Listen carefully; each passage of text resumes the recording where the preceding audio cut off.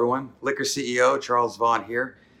Today's topic that we'll go into a deeper dive on is corporations and limited liability companies. And this is stemming from the original conversation that we had about entity types and how to properly choose the entity you want.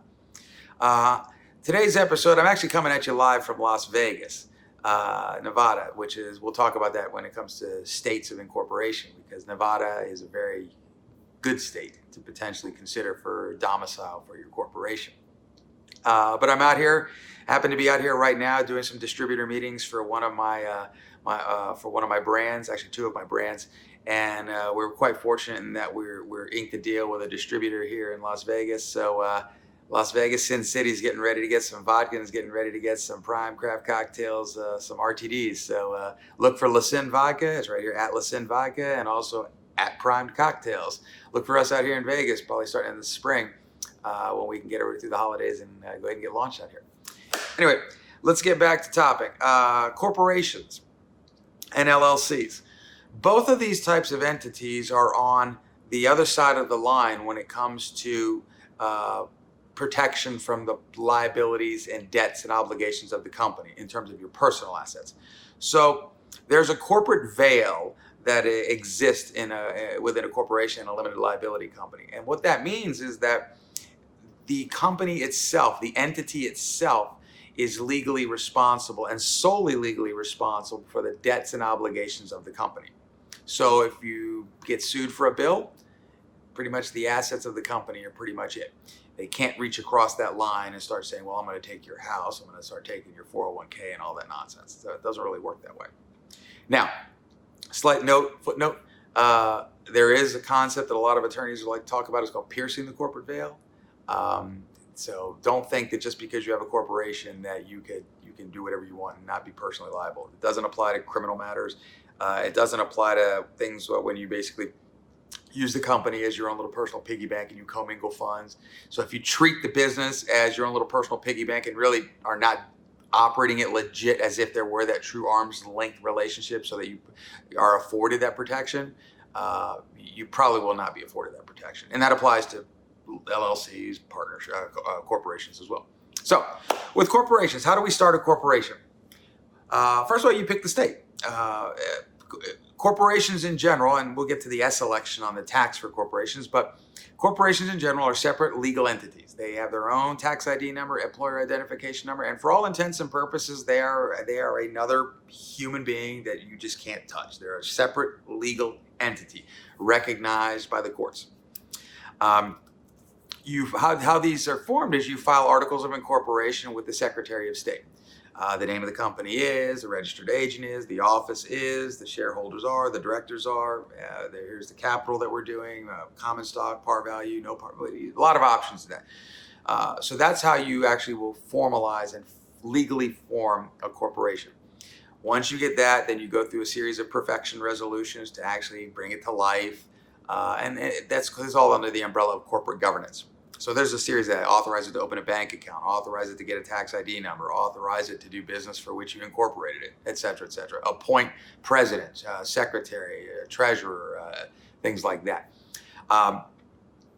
So one of the things you're going to want to consider is putting the legal liabilities aside, the tax aside, putting the tax into play. States like Nevada, Delaware are pretty good. Florida. These are pretty decent states because you don't have income taxes on corporations, which is potentially a really good thing. No tax, good thing. But just because if you live in Colorado and you incorporate and form a Nevada corporation or Delaware corporation, but you actually physically run the business out of Colorado, you're still going to be subject to tax in Colorado. So don't think you're getting around it. The reason why people choose Delaware, Nevada, and maybe other tax haven states or states that are friendly to corporations, it's because of the corporation laws in those states that are conducive towards either shareholders or conducive towards the actual company itself, protecting them from shareholder lawsuits, etc. So there may be a series of laws that are favorable one way or the other that you may need to be aware of based upon your industry, how you're structured and things of that nature. So that's something you may want to consider there. LLCs, limited liability companies, are formed the same way. You file articles of formation. They're slightly more watered down than the corporation because not as much information needed, but you file it nonetheless with the Secretary of State. You get a certificate of formation back with your name and your docket number and everything from the Secretary of State. And then you do the same thing. You have what they call an operating agreement. And the operating agreement is like the heartbeat of the LLC. It actually dictates what it's going to do, how it's going to go, how things are divvied up and shared. In the LLCs, we go through things called allocations and distributions. How are things allocated? How are the profits and losses allocated? And then the distributions. Who's entitled to what distributions based upon the profits and the cash and the assets of the company. So there's that. On the corporation side, you have bylaws, which are your how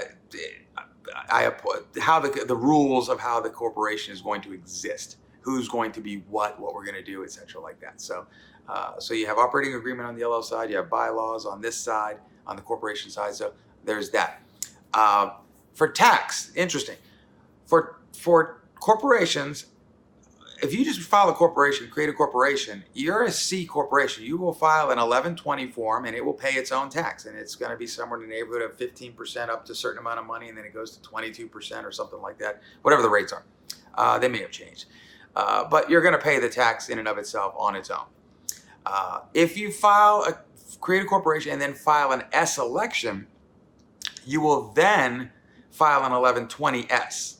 And that means you're going to do a return and the corporation does not pay taxes itself. You're going to get a K1 that you have to then take that shared amount of your earnings and have to report it on your personal tax return. And this is why the distributions kind of come into play, because you're going to want to take out a distribution from the company of cash to offset the tax liability that has been caused upon you personally vis-a-vis that K1. So that's why there's distributions are important there. It's important to note that one of the glaring differences between corporations and LLCs is the fact that if you and I are 50-50 partners in a corporation, well, everything is 50-50. We share the profits and losses 50-50. We share the assets 50-50, the distributions 50-50. It is what it is.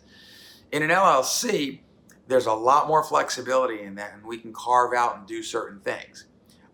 So we're going to want to, keep notes with that. One of the things about a corporation is if you do make that S election, you have to qualify for the S election.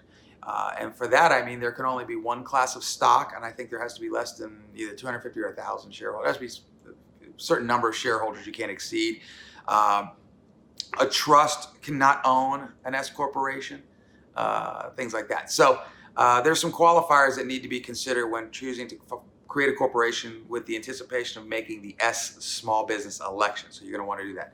Doesn't matter about a regular corporation, you're good. Also for an S corporation, I think you have to be a U.S. person to own an S corporation, shares in an S corporation. Big difference, as it just came to me, corporations, you have shareholders, and limited liability companies, you have members. So there's no shareholders in LLCs. They're just called members. You issue stock in a corporation. You issue membership units in an LLC. In a corporation, you can have common stock, preferred stock. In an LLC, you can have common units and preferred units. Now remember, with the common and preferred stock in the corporation side, you will not qualify to be an S corporation. And there's probably a little deeper dive that we could talk about offline if anyone has questions about the differences between common stock and preferred stock. Some have voting rights, some don't. Some have a dividend tied to them, some don't. Depends on what they're used for. A lot of times, folks will use a different class of common stock, like common A or common B or common C, in terms of their employee stock ownership. If they want to incentivize an employee to come on board or to perform, you can use that. Do the same thing on the LLC side with common units A, common units B, common units C. You can carve out that some don't have to have voting rights, some do have voting rights. That's it. Voting rights, very important. You hear that a lot, and maybe you're wondering what that means. Voting rights is actually, the authority of how decisions are made in the company or in the corporation or the LLC. So material things are made on by a vote. We're going to agree to do X, Y, and Z. We're going to agree to buy this huge asset, and we put it to a vote. And 50.1% carries the day. So if you have voting rights, you have a say in that. If you don't have voting rights, you don't have a say in that. So it doesn't necessarily mean that if something major happens, like a dissolution or a sale of the company, that you wouldn't have a say in it. You may need to read the fine print of the agreements, but for the most part, in the day-to-day concerns of the things to do it comes to a vote, and that's how that goes down in Chinatown. So there's voting rights are very something you need to be considered. LLCs, they come out of the box disregarded. If two people are forming the LLC, it's going to come out of the box by default. You're going to be categorized as a partnership that you need to file for tax purposes. You have to file a partnership return. But you also have the chance to file a form 8832 and pick the entity or pick how you want to be taxed. If you're a sole proprietor, if you're taxed as a sole proprietor, even though you have that protection between legal liabilities and personal, you can choose to just say, okay, cool, I like that, but I'm going to still pay all my taxes on my personal return visa Schedule C. You can do that. Or you can file the form and say, listen, I don't want that. I want to be taxed as a corporation. And if you tax as a corporation, then you can make the S election if that's the way you want to go. If you're an LLC as a partnership, you're going to be taxed as a partnership out of the box, but you can make the 8832 and choose to tax yourself as a corporation. Again, as a corporation, as an S corporation, if that's what you want to do. So on that side of the coin, if you go down that road of saying, I want to be a partnership and I want to be taxed as a corporation and I want to be taxed as an S corporation, maybe you really want to consider the value of an S corporation right out of the rip, a corporation with an S election, as opposed to an LLC taxed as a corporation with the subsequent S corporation election. If you need that flexibility in the operating side of things, the LLC is wonderful. Editorial, I love LLCs. LLCs are beautiful because they provide you so much flexibility if things change on the fly while you're going down the journey of building a business. So I like LLCs personally, and they can be formed in any state. Most states recognize single member LLCs if that's the way you go. Great tool for subsidiaries. Yeah, if you have a holding company and some subsidiaries, great tool, LLCs. Disregard, check the box, disregard it so that they go up and they're basically treated as a division. All the while still having all that compartmentalized legal liability there. That's great. There are some offshoots in the LLC world. You can do like a professional LLC or a limited liability partnership for professional services firms, law firms, doctors, things like accountants. You can do stuff like that. But we can talk about that. If anyone has any questions on those and wants some information, just hit me up. Thanks for watching. liquor.ceo@gmail.com. If you guys have any questions whatsoever, please subscribe to the channel. Hit that thumbs up button. Let me know you liked it. The little alerts for the next chapters that are coming out. And if there's anything I can answer for you guys, or you guys have any show ideas that you'd like me to talk about, feel free to hit that and let me know. Thanks again, and it's Vegas, so I'm going to go out and have a little bit of fun. I'm not going to lie. Thanks, guys, for watching. Have a great day.